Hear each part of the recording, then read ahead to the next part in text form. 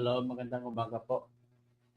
Meron po akong ipapresenta sa ngayon na isang pangyayari na nangyari noong October 7, isang madugong pangyayari sa Makati Chinese Hot Pot Restaurant kung saan ipinasa lang po sa akin ito ng aking kaibigan na isang subscriber na napunta sa kanya. Ito po ay CCTV ng barila na nangyari sa loob ng restaurant ng Chinese restaurant doon sa Makati.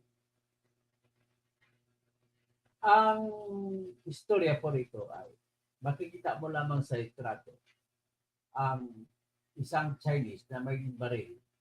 Binabaril ang kapwa Chinese na siguro malamang pinahubad niya kasi nakahubad na pangitaas na pangitaas na damit at binaril niya. So nangyari ito sa loob ng Hot Pot Restaurant. So ngayon, para inyo po masaksihan ay binabala ako kayo. Anyway, nilagyan ko na rin ng figures para hindi masyado karumal-dumal ang dating. So, ito po nagpapakita lamang, nagkukonfirma lamang na yung problema natin sa Pogo dito sa Pilipinas ay talagang matindi ang problema. So matindi ang problema in the sense na talagang dapat na talaga tanggalin itong Pogo. At kung ano sa likod nito, malaking pera po ang dahilan. Kaya kung bakit ito bumaril, itong taong ito, ang isa lang ibig sabihin ito. Ito ay malamang nagkakalukuhan sa pera. O di kaya kung ano man ang mga diskarte na hindi nasunod at nagagalit yung isa na may dalawang baril. Ito po yun. At ipapakita ko sa inyo at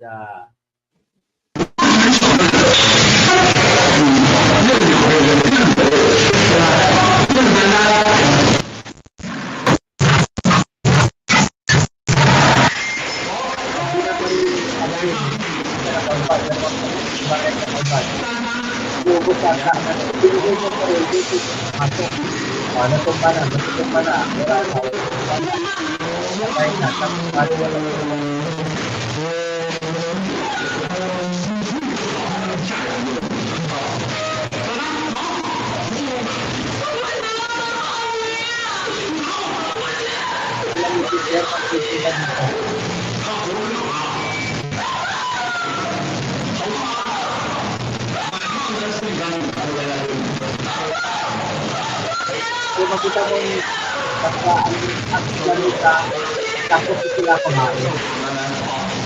Kung ano man dahilan niya ng away, hindi ko alam. So, yan po ang nakita natin dyan na hindi ko po maintindihan, ladies and gentlemen. Ano kaya sa tingin mo? Ito po ay nakita ko na nailabas na rin sa ABS-CBN pero hindi ko alam kung anong kwento. Alamin ko, bubuksan ko ng ABS-CBN. Sinadya ko lang muna po na ang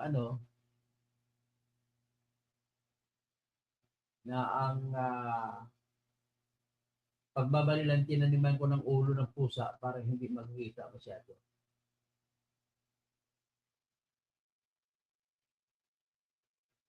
So, titingnan ko muna sa pinadala sa akin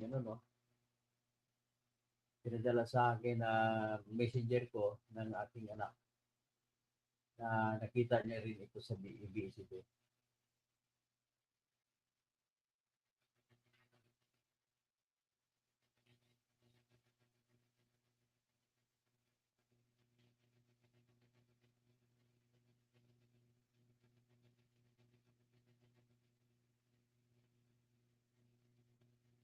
Ay, hindi niya napadala. So anyway, ang problema ko ay hindi ko ata nakita sa BBCB.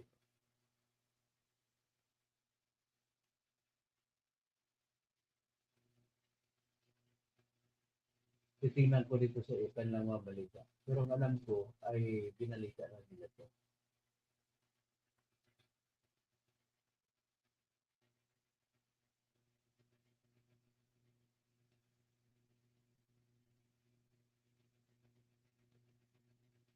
Tingnan natin dito sa Google, Kuberong Balita.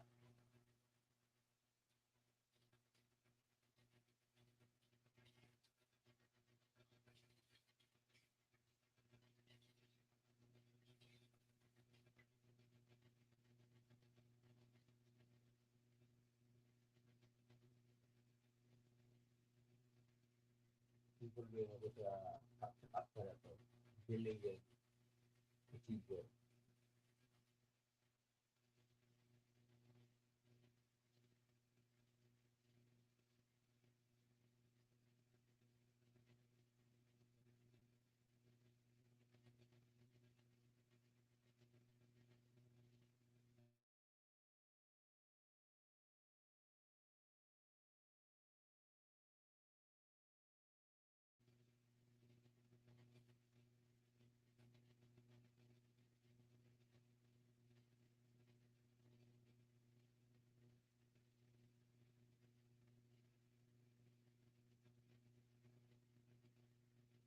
Ano ba ito?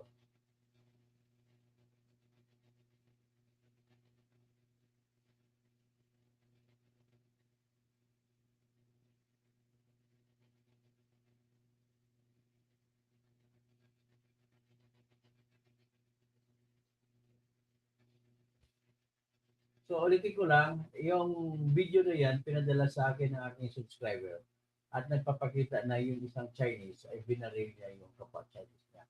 At ang sabi sa notes na pinadala sa akin, yun po raw ay Pogo, yung bumaril ay Pogo Chinese. So binaril niya kapwa yung Chinese, ay hindi natin alam kung anong dahilan. Pero malamang na dahilan ay siguro nagkakaunsihan sa negosyong Pogo. Yan lang ang pwede kong sabihin na maaaring dahilan. So anyway, wala akong nakitang balita dito sa ibang lugar. Tignan natin dito sa wala rin dito sa Kwan.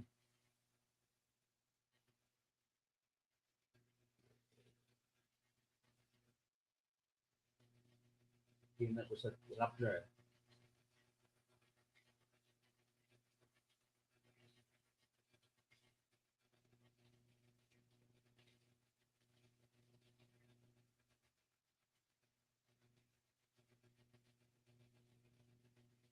Wala ring balita. So anyway, ulitin ko lang ito para makita nyo. Napakatindi po yung mga bagong bukas lang. Ito ulitin ko po ang ano. Ito ang mga galamay ni Michael Young at Duterte na nagkalat sa buong Pilipinas. Jason Bongabong, good evening, General Dr. Senator Toto Housing, God bless po. Sabi ni Cesar Iriarte, good morning. Sen Toto, hoping maging maayos ang kandidatura mo, more power to you. Nover de Los Santos. O, i-play ko po ulit.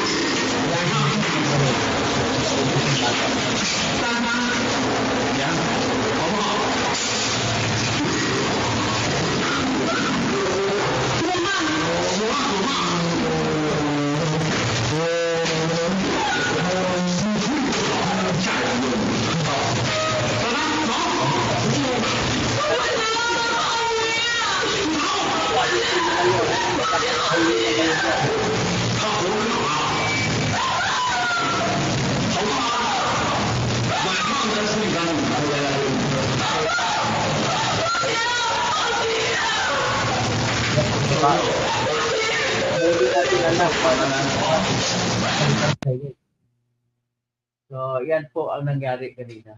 So, ibig sabihin, nagpapatunay lamang ito na talagang masama yung dating ng pugo rito. So, sa akin, kung ganon po, kagalit, ibig sabihin po, may droga talaga na, totoong may droga na kasama yung pugo rito sa Pilipinas.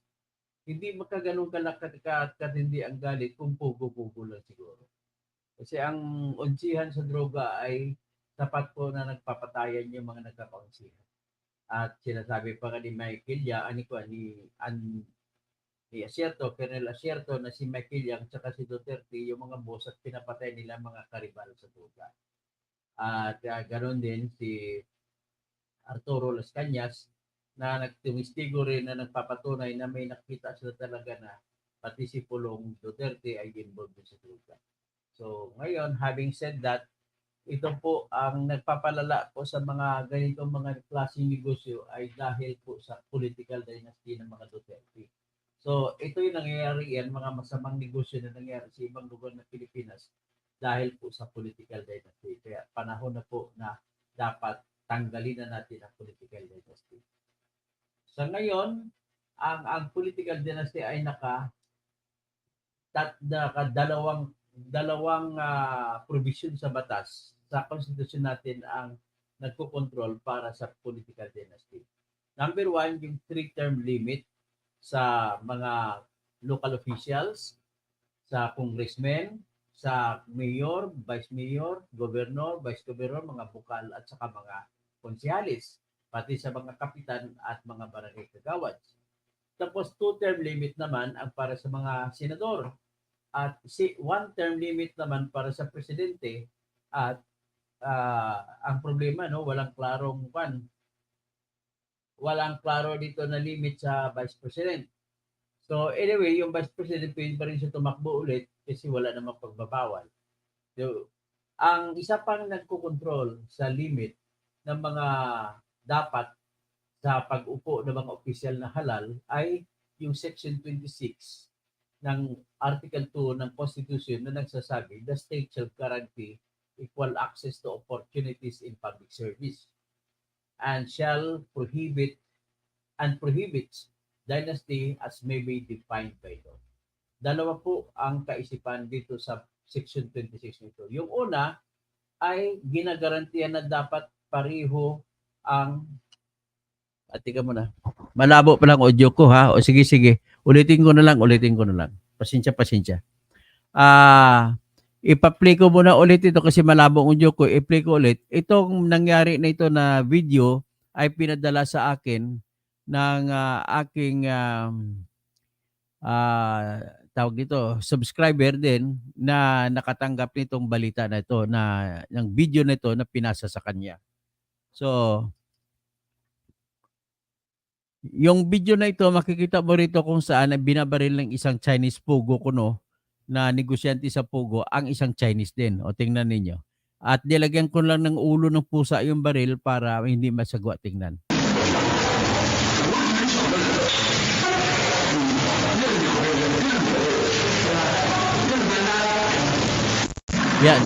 Yan, binaril niya. Yan, maya, na hindi pa naman tumakas ng tao. Natamaan na yan, mga siguro 6 na shoot. Hanggang sa mamaya, natumba na siya. Ayan, tumba na siya. Ayan. Salamat Big Cat sa iyong note.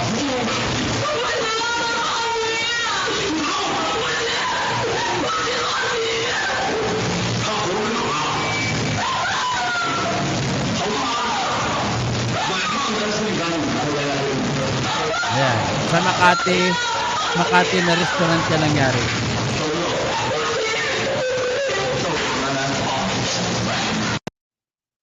Ulitin ko lang, tagdug ulit. Nilagyan ko ng text para naman hindi makita yung baril masyado, pati yung ulo ng pusa nilagyan ko.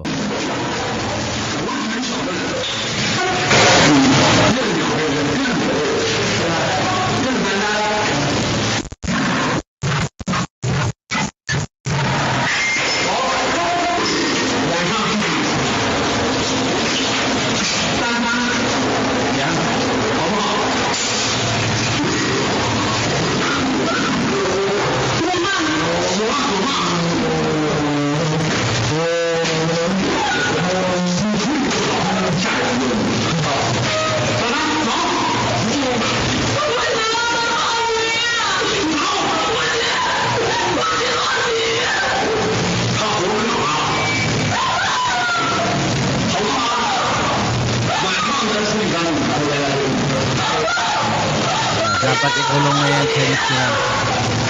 Pinatay niya kapag Chinese na. Matindi talaga, matindi. I-remove ko na to. So, ako naawa doon sa Chinese na yan na pinatay.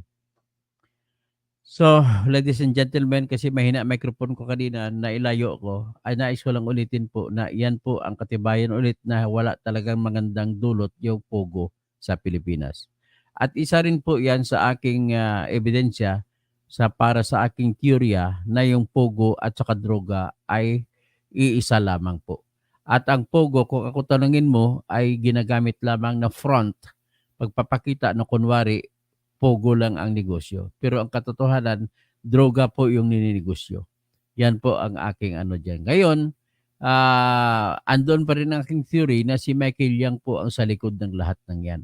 At ang lahat ng mga tao na gumagalaw, magaling siya magpatakbo kasi yung mga taong nagpapatakbo, sa totoo lang, ang tiningin ko diyan ay hindi alam ng bawat tao kung sinong boss nila.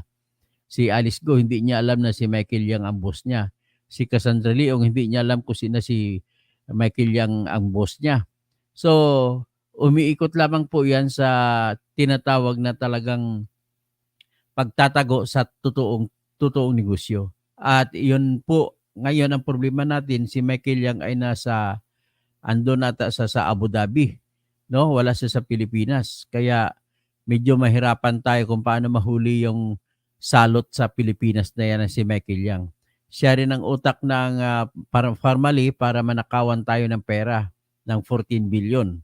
At siya rin ang utak niyan. Sa totoo lang, sabi nga ni Eduardo Asierto ay siya ang talagang, at saka si Digong, ang utak ng droga.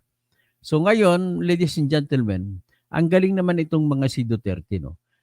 Ang dami ng testigo laban sa kanya at wala lang sa kanya, sasabihin niya mga sinungaling yan. Parang believe naman ako sa kanya na maraming mga opisyal ng bayan natin na hindi nakakagalaw laban sa kanya. Ang tindi nga ng ebidensya, biro mo, sino ba si SPO4 Arturo Las Cañas magsasabi na ituro siya na siya ay nasa likod niyan kung hindi totoo yan? Kita mong buhay ngayon ni Juan, sirang-sira ang buhay ni Las Cañas. Maganda na sana ang buhay niya, tatahimik lang siya, magre-retiro siya, wala nang gagalaw sa kanya, pero mas pinili niya na sundin ang tawag ng konsensya at isiwalat ako anong nalalaman niya mga katotohanan. At siyempre, pinatay nga niya yung dalawa niyang kapatid sa ngalan ng droga na kampanya ni Duterte. Pero ngayon siya nagsisisi. Sana hindi niya pinatay mga kapatid niya. So mga ladies and gentlemen, yan po ang ating pong nakikita na sa ngayon ay talagang dapat na matuldukan na itong mga droga-droga na ito at sapat na po yung ebidensya na nanakap o nalikom sa mga investigasyon ng Quad Committee. Dapat ma-endorso na yan doon sa Office of the Prosecutor ng International Criminal Court at para magagamit na ebidensya ng ICC laban sa kay Digong Duterte at kanyang mga tauhan para ma-prosecute sila sa tinatawag na krimen na crime against humanity. So yan po ang ating pangarap dito. At sana naman sa ngalan ng birthday ng aking apo sa ngayong araw at birthday ng aking asawa bukas, ako ay bumabati sa inyo ng isang magandang Sabado at isang magandang napakagandang araw ng Linggo bukas. Okay? So sa ngayon, dahil ko lang sasabihin sa inyo na hindi pa po tapos ang laban. Nagsampa po ng kaso na ipatanggal ang pangalan ko sa listahan ng kandidato pagkasenador. At ang of all people, ang nagsampa pa ng kaso ay Law Department ng Commission on Elections. At ang kanilang dahilan ay malayo, ay hindi tugma sa batas. Ulitin ko lang, ang batas po ay nagsasabi na pwede lamang bawalan ng isang tao na tawaging nuisance candidate kung napalagay sa isa sa tatlo natin na mga enumeration. Number 1 po ay kung ilalagay ko lang sa mockery o disrepute o di kaya iinsultuhin ko lang, bibigyan ng masamang pangalan ang halalan. Number 2, kung ako ay makapagdulot lamang ng isang kalituhan sa pamamagitan ng pagtatakbo ko na may kapariho akong kaapelyido at guguluhin ko lang ang kanyang kandidatura. Hindi ba kay Tolpo at kay Erwin, bakit hindi nila tinanggol si Erwin Tolpo at si Ben Tolpo? Parihong Tolpo. Di maguguluhan din ng tao kung sinong Tolpo. At number 3, sinabi din sa batas na pwedeng tanggalin sa pagkandidato kung walang lehitimong, walang genuine intention or good faith or bona fide intention na tumakbo pagka-senador. So, wala ang katwiran na binitbit nila sapagkat ako po ay na-disbar noong October 4, 2022 ay magkakalat lamang ako sa Senado at sisirain ko yung pangalan ng Senado na ang Senado ay isang sagradong opisina. So, August Halls of Senate. So, kung sagrado yon at ako'y disbarred na, bibigyan ko lang ng masamang pangalan ang Senado. So, paano kaya? Hindi ba kaya nabigyan ng masamang pangalan ni Robin Padilla na na-convict sa illegal possession of firearms? Na siya pagdating sa Senado, hindi man lang makapagsalita na maayos at nagsusuklay ng kanyang bigote sa Senado. At hindi ba mas nakakabigay ng samang pangalan yung kakasuhan ka ng plunder?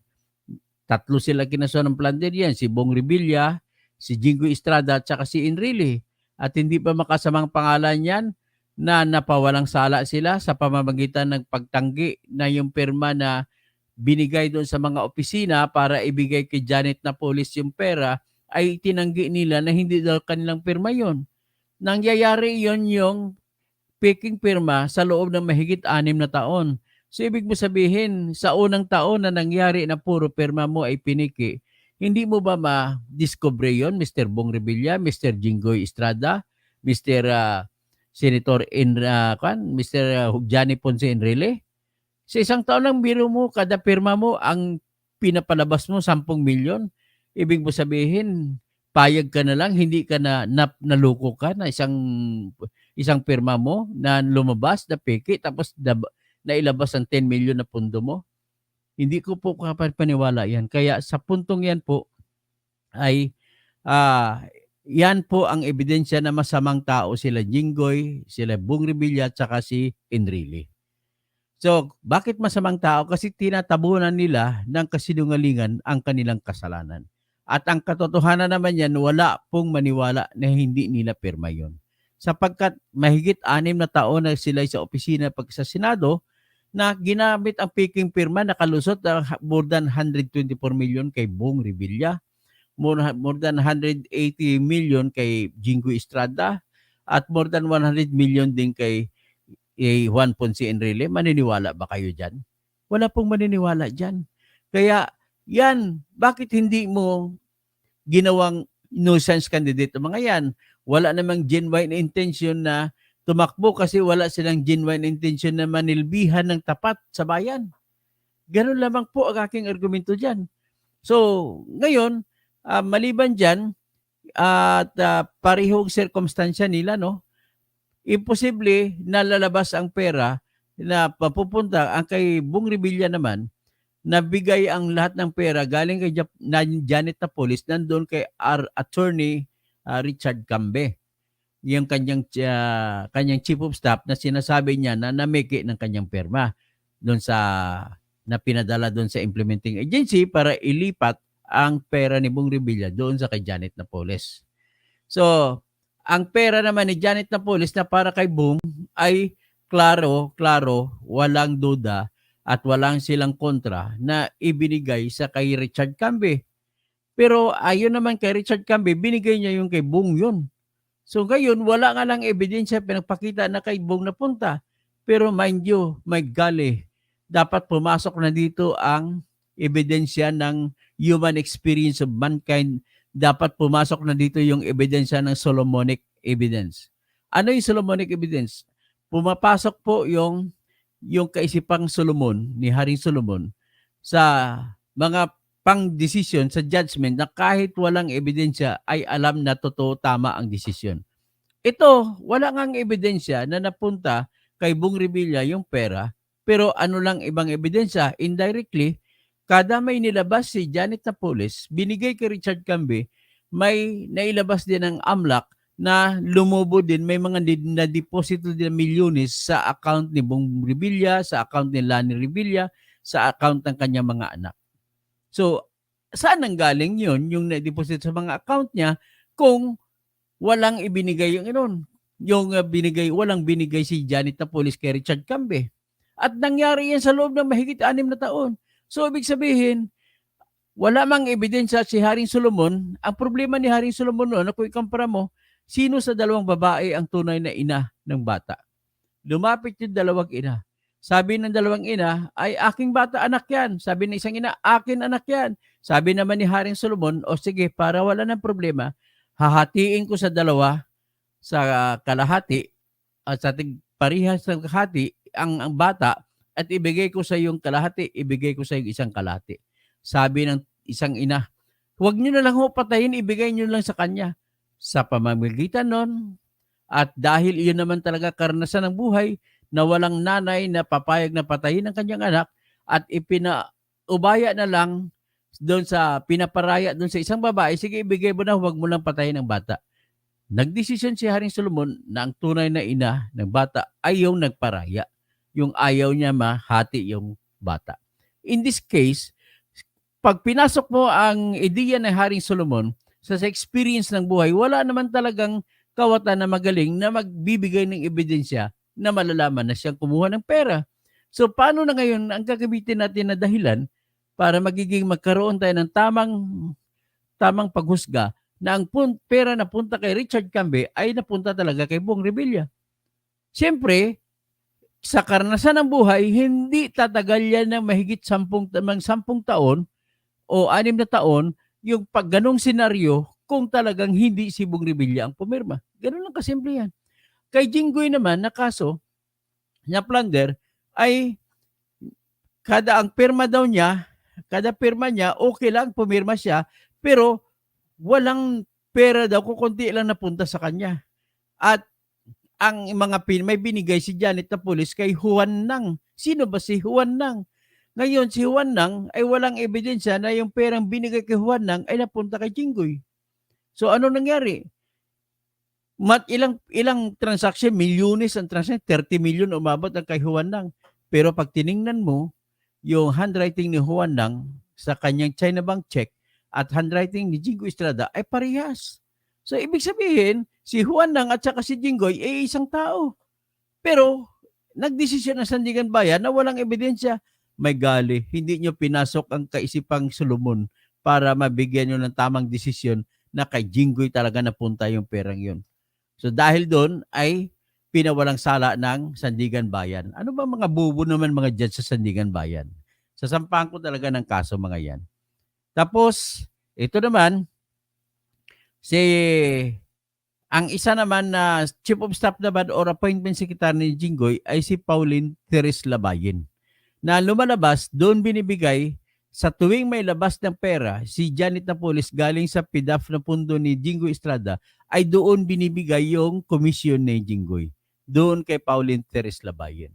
So, ang problema, si Pauline Teres Labayen ay wanted hanggang ngayon ay hindi pa nahuli.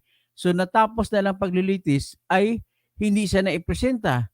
At walang ebidensya pinakita na yung binigay na pera kay Pauline Teres Labayen ay binigay din ni Pauline Teres Labayen kay Jinggoy. May gali. Ganon din ang kaisipan.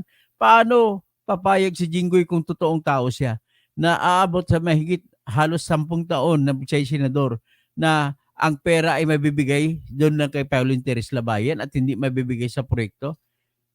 So ngayon, may isa pang kasalanan dito yung Commission on Audit natin. Dapat kada taon nag-audit na kayo. Pag nag-audit kayo, di susulatan nyo si Jinggoy, si Bong Revilla, bakit ganito ang ninyo? Ang inyong mga pakikonfirma nga ito, kumpirma mo ito o hindi.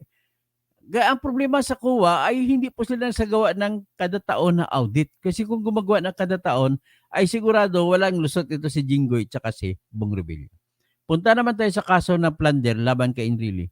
Ang ginawa naman ni Enrile, kunwari binigyan niya ng authority si Gigi Reyes na kanyang chief of staff na pipirma para sa kanya. So sa makatwid, lumalabas ebidensya na sumulat si Gigi Reyes sa lahat mga ahensya kasama yung ebanghelista na by advice, ibigay kay Janet Napoles yung pera ni Juan Ponce Enrile. Ngayon, pagkatapos nun, ilang taon na lumipas, 10 taon na, sasabihin lamang ni Gigi Reyes na walang pirma siya doon, hindi niya pinirmahan na kahit isa. Ibig sabihin, papayag ba si Gigi Reyes at saka si Enrile na ganun mangyari? Wala silang utos? Tapos yung pirma ng yung kanyang proyekto na 10 million hanggang umabot 180 plus million ay hindi malamang napunta lamang doon kay kay Janet Napoles. At ang taga-abot ni Janet Napoles ng pera ay si Ruby Tuason. Si Ruby Tuason naman ay sinasabi niya na binigay niya lahat ng pera na nakuha kay Gigi Tuason. Kay Gigi, binigay kay Gigi Reyes. Ngayon, dapat paniwalaan po si Ruby Tuason. Bakit po dapat siyang paniwalaan? Kasi ganito naman. Una, hindi mangyari yung ganong arrangement abot sa 10 taon na hindi man lang na-check at pubayag sila na peking pirma. Number 2, si Ruby Tuason po, bago siya tumistigo, ay sinabi niya na kumita din siya kasi may share din siya sa komisyon. At bilang patotoo sa kanyang sinasabi na siya ay negosyante rin at kumuha ng komisyon din sa PDAPD in really, actually pati kay Jinggoy kasama siya doon. Nagsauli siya ng 40 million sa pamahalaan. Ito po yung share na ninakaw ko. Ibig sabihin yan, kung sinauli ni Ruby Tuason yung 40 million, ang ibig sabihin na nagsasabi siya ng totoo. Sino bang tao dyan na inosente magbibigay ng 40 million sa gobyerno at aminin na siya na may kasalanan? So ginawa siya na state witness dahil binalik niyang 40 million. Ang problema, hindi pinaniwalaan ni Sandigan Bayan. So, ibig sabihin may mali na naman Sandigan Bayan dyan. So, yan po ang problema.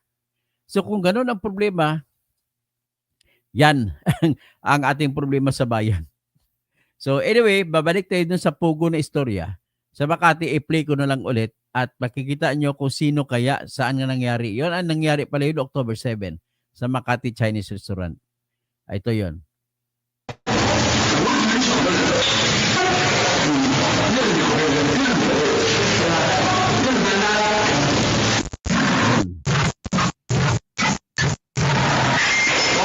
Natamaan niya. Patayin mamaya. Natumbayin mamaya. Ibig sabihin ganun na ang baril na yan. Hindi matumba agad yung ginaril. Tingnan mo, tumba na siya. Duguan na.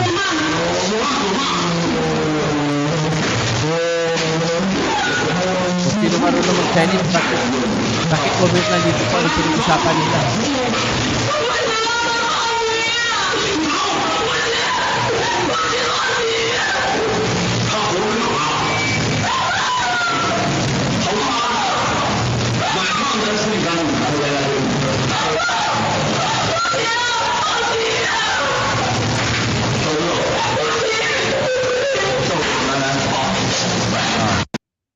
Dapat nahuli na yung Chinese na yan. October 7 po nangyari yan. 7 bala ang binigay. Nabilang mo ba, Cesar? Grabe. Sana nahuli na yan. So, ganun katindi. Ano bang sa likod sa Pugo? Ibig sabihin, droga po. Yan na pong experience of mankind. Ang Pugo, kukunti lang kikitain dyan. Ilang beses pagbaskam mo ang tao, hindi na hindi ka na makaulit na panluloko sa mga tao. Kaya imposible na scam lang ay lalaki ganun ng pera nakikitain. Pinapalabas lang na dyan ang kita sa scam nang galing. Pero ang totoo, droga po yun nakita. Okay? So hanggang dyan na lang at magandang umaga po sa inyong lahat. Magandang umaga, Michael Yang. Alam ko marunong ka magtagalog, marunong ka rin magbisaya. Kamao ka mo sulti o Bisaya dong. Ayaw na tag-ilaran. Ay, nako. So, magandang umaga kay Mr. Duterte. Ikaw talagang nagdala ng salot ng mga ito sa totoo lang. Mr. BBM, isa ka pa. Tumataas na po, nagrereklamo na po sa survey, kung naniwala kayo sa survey. 3 sa bawat 10 Pilipino ang nagsasabi na nagugutom sila. Kulang, wala makakain halos sa bawat araw na lumipas. So kung 3 sa bawat 10, anong gagawin natin? Pag baka masama yan, umabot pa sa punto na wala na makakain at mamamatay na yung mga Pilipino nating kapatid. Ito naman ay dulot ng patuloy na pagtaas ng presyo. Walang solusyon ito si Bongbong Marcos sa bigas, hindi band-aid solution. Ang ginagawa niya para hindi tataas yung presyo ng bigas ay mag-i-import sila para ipangharang sa presyo ng bigas. Ang problema po ay hinarangan na nila ang mga local traders. Nagrereklamo sa akin sa ang mga local traders. At sila na mga importer na dikit kay Romualdez at dikit kay sino yung Araneta. yung kapatid ni Martin Araneta, yung kapatid ni Lisa Araneta Marcos, ang nag-i-import ng mga bigas at saka sibuyas o ano pa, mga sugar. Ay nako, kayo-kayo na lang nabubuhay. At darating ang panahon na baka hindi na makayanan ng Pilipino. Tapos ikaw naman na Mr. Romualdez, ang ginagawa nyo ni Mr. Marcos ay namimigay kayo ng ayuda kasi boto na. So wala kayong ibang political agenda kundi mamigay ng ayuda para sa ibig nyo sabihin, bubuto na naman ang tao sa inyo pagdating sa eleksyon. At malapit na bago magkaroon ng eleksyon, mamimigay ulit kayo ng ayuda. At dahil sa pamimigay ng ayuda, may higit 1 bilyon kada probinsya, nabilang ko halos 10 probinsya na pinuntahan ninyo. So, ibig sabihin, saan kayo kukuha ng pera? Yan bang ibig sabihin na 90 billion na pera ng PhilHealth kinuha nyo para pantabon kasi hindi na kayo makakautang kung hindi kayo makabayad sa utang? Kasi sistema po ng gobyerno, kung magpatakbo ng ating pamahalaan, para pangsweldo sa mga pulis, mga teachers, iba pang mga kawani ng pamahalaan, mga judge, mga piskal, at iba pa, ay umuutang muna ang gobyerno sa mga bangko na malalaki. At ang pautang niya ay bilyones yan. Ang binibigay nila na parang pautang, parang tinatawag na rediscounting sa cheque. Ang cheque ng gobyerno ay hindi po bangko na cheque, kundi tinatawag na treasury warrants or treasury bills. So, magbibigay siya ng cheque na treasury bills, palitan mo ako, bibigyan sa 1 billion, bibigyan mo lamang ako ng bigyan mo naman ako 1 billion, babayaran kita plus 1% sa 1 billion, 10 billion. 1 billion at saka 10 million ang kukunin mo pagtapos ng 30 days. Ganun po ang negosyo niyan. So ngayon, kung umutang ang gobyerno sa bangko, hindi na sila makakautang ulit kung hindi nila babayaran yung unang utang. Malamang wala na silang pambayad, kaya kinuha nilang 90 billion mula sa PhilHealth. At sabi pa ni Justice Antonio Carpio, maliban po sa 90 billion, may kinukuha na naman sila 101 billion mula sa PhilHealth. Kawawa ang bayan natin. Ang sa kamay ni Bongbong Marcos, wala po talaga maasahan. Yan, band-aid solution. Tapos mag-style pa na kumukontra kunwari sa China. Ay, nako, ayan na tadots. Ay, bakit nyo pinapayagan? Kasi kung ako pong presidente, pag ako senador, ay ipopropose, ipursigihin ko na dapat i-boycott na mga produkto ng China dito sa Pilipinas hanggat hindi sila aatras sa West Philippine Sea.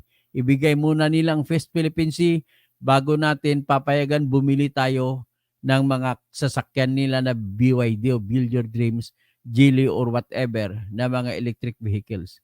Nakakaasar talaga to. Tapos bili naman kayo ng bili, pinapayagan naman ninyo, tapos inuuto tayo, inaagaw yung karagatan sa atin. Ay nako. Tapos ito naman si Sara, sasabihin niya, sa galit niya, ay hukayin niya ang bangkay ni Apo Ferdinand Marcos Sr. doon sa libingan ng bayani at itapon sa West Philippine Sea. Okay, hanggang dyan na lang tayo. So, happy weekend sa inyo lahat. Good morning, good evening, Attorney Engineer Toto, PEC 0925. Si Mom Rex naman, si Cesar Iriarte. So, happy birthday sa family nyo. Wonderful weekend sa inyo. Maraming salamat, Cesar Iriarte. Pitong bala do binilang nyo, si Manuel Toribio, si Faye Perlas. Ikaw ang kailangan ng bayan, Katoto. O sige, ipaglaban ko po yung ang aking karangalan, ang aking karapatan para tumakbo. Karapatan na po sa akin na tumakbo kasi wala naman akong diferensya. Malinis naman ang aking hangarin. Kaya hindi pwede sabihin na wala akong tapat na intensyon para tumakbo sa pagkasenado, sa senador. Okay? So yan lamang po. Magandang umaga po sa lahat.